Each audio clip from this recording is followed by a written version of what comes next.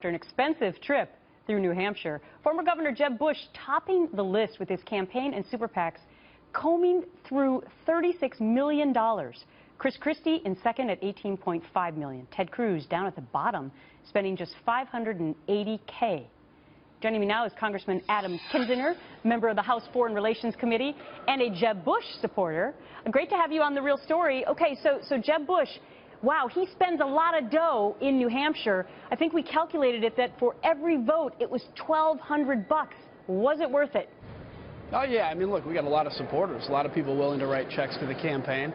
And he's going to come out of New Hampshire with a lot of momentum into South Carolina, which South Carolina is natural Jeb territory. It's a very high percentage of veterans.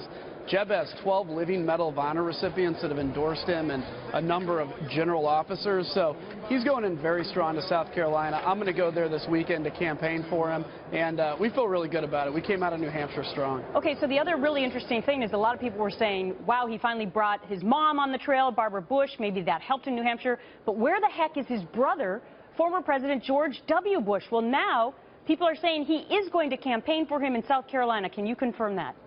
It seems like he is. I can't confirm on behalf of the campaign anything, but we saw the commercials he did, and frankly, he's coming out there. You know, at the beginning, people said, oh, you know, George W. is going to be a liability. The family name is. And what I think Jeb has come to realize and what we've come to realize is people admire the Bushes. Jeb calls, you know, George H.W. the greatest man alive, a fantastic president. His brother was a fantastic president. So this is a benefit to Jeb, and we're excited about South Carolina. How do you get around the fact that in the exit polls last night, most of the people said they didn't want to go for experience.